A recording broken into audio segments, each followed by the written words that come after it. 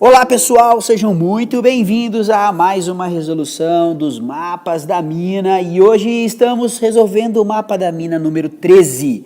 Sim, senhor, os estados físicos da matéria, somente 4 exercícios e o primeiro deles, o número 7, na página 54. Muito bem, a tabela abaixo apresenta os valores das temperaturas de fusão TF e de ebulição TE de algumas substâncias. Muito bem. A1 ATM. Esse ATM é a pressão no nível do mar, tá certo? Indique o estado físico dessas substâncias na temperatura de 25 graus Celsius. Muito bem, amiguinhos. Olha lá, vamos lembrar, né? Qual é o lance? Vamos fazer aqui uma reta, ó. O ponto de fusão, né, da substância e o ponto de ebulição da substância são pontos assim importantes, porque uma substância que esteja numa temperatura abaixo da sua fusão, ela é sólida, né? Uma substância que esteja abaixo do seu ponto de fusão, né? Aqui está o ponto de fusão, ela é sólida.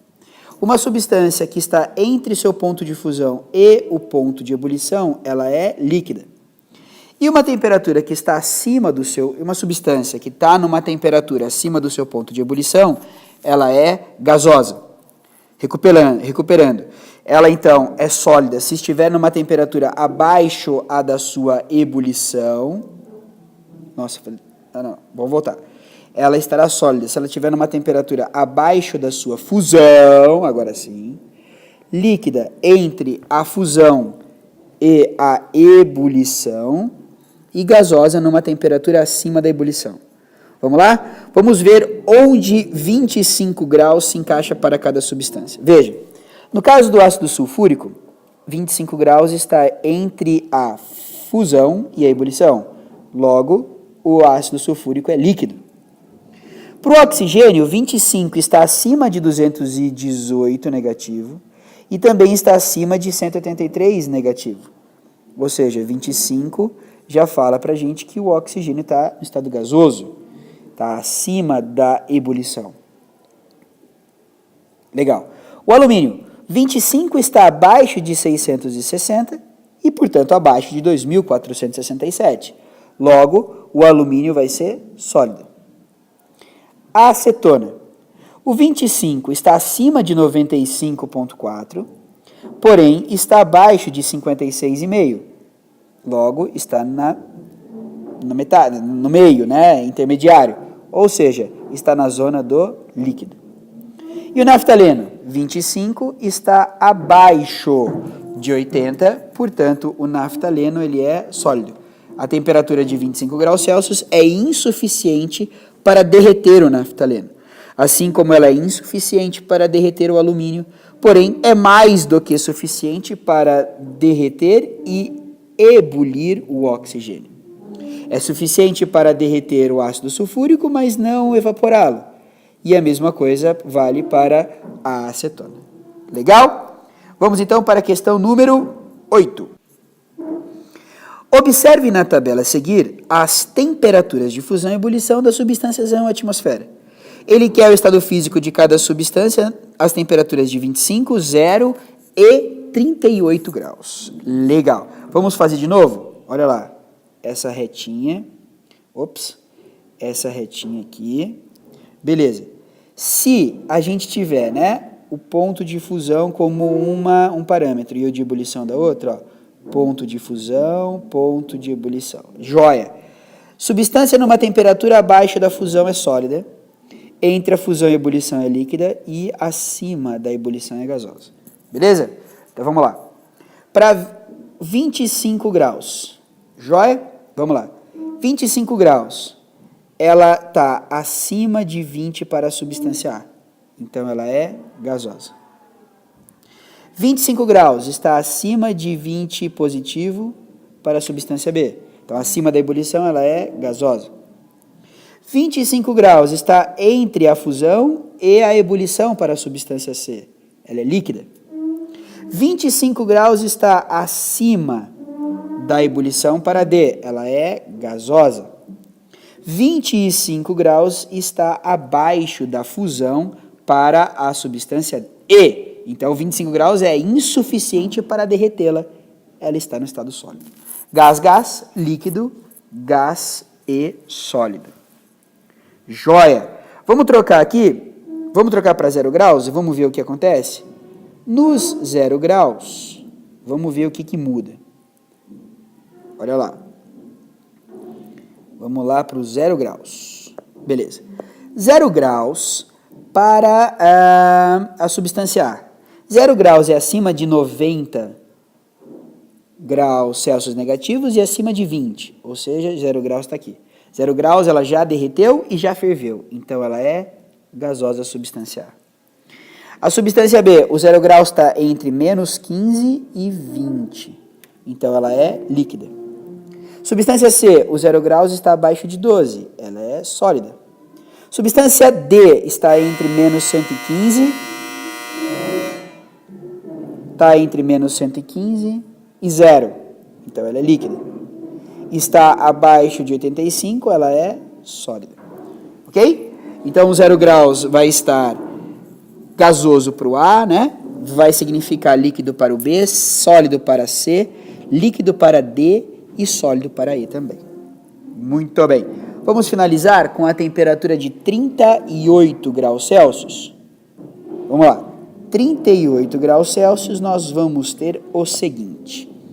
38 para a substância A é maior do que menos 90 e menos 20. 38 está aqui, ela é gasosa, essa substância.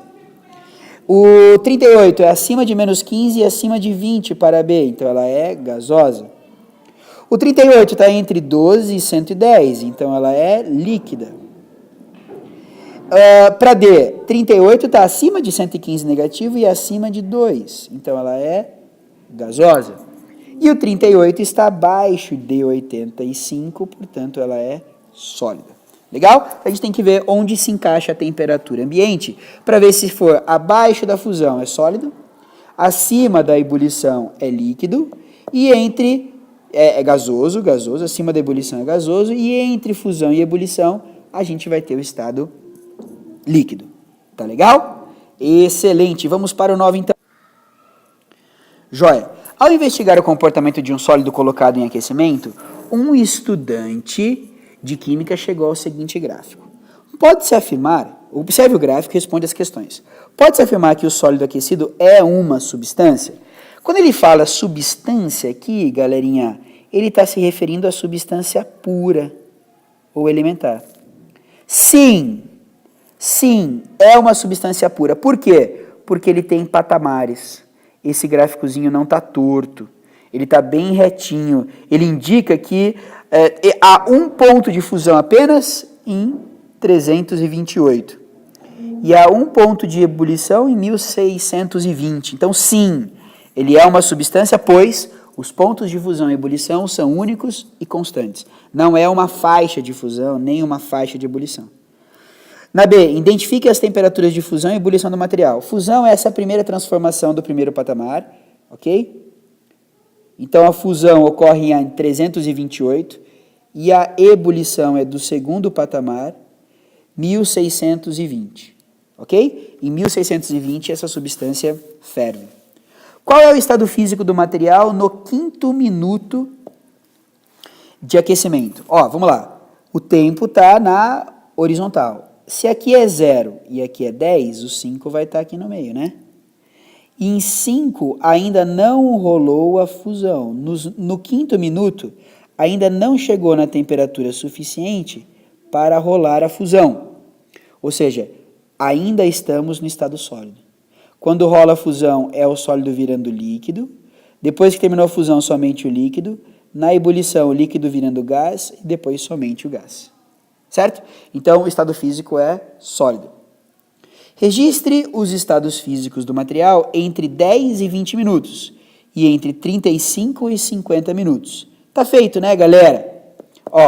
Entre 10 e 20 minutos, nós temos os dois estados, sólido e líquido, um virando o outro. mas a coexistência dos dois estados. E no 35 a 50, a mesma coisa, a coexistência entre os estados líquido e gasoso, com um se transformando no outro. Beleza? Muito bem. Vira a pagininha e vamos para 67 fazer o nosso último exercício. Joia. Para traçar a curva de aquecimento de um determinado material homogêneo sólido, alunos do 9º ano, vocês, aqueceram o material em banho-maria, obtendo a curva de aquecimento. Faça o que se pede. Represente a aparelhagem que podemos utilizar para traçar a curva de aquecimento em banho-maria do material analisado, indicando os nomes de todos os equipamentos utilizados. Amiguinhos, nós vamos esquentar um material de menos 15 até 90 graus. De algo similar a isso, ó, o termômetro afixado numa garrinha, junto com o tubo de ensaio com material, becker com água que a gente vai esquentar, o tripé que vai suportar tudo isso daqui e o bico de Bunsen no gás e o suporte universal que vai ter tudo isso aqui sendo afixado, né? Por que becker com água, né? Por que a água?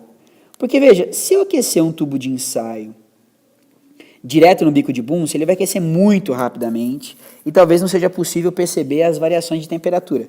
Com a água em banho-maria, a gente vai conseguir monitorar melhor, dissipar melhor o calor, fazer com que esse calor chegue mais uniformemente até todos os lados do tubo e conseguir medir melhor a temperatura e a escalada dessa temperatura.